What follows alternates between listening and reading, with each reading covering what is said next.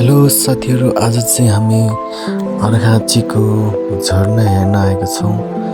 अर्घाँचीको झरना हेर्न सक्नुहुन्छ है साथीहरू। हाम्रो अर्घाँचीमा पर्ने यो राम्रो दृश्य देखिने झरना। अहिले पानी कम आएको हुनाले अलि सानो छ यो झरना, तर एकदमै ठुलो हुन्थ्यो यो झरना।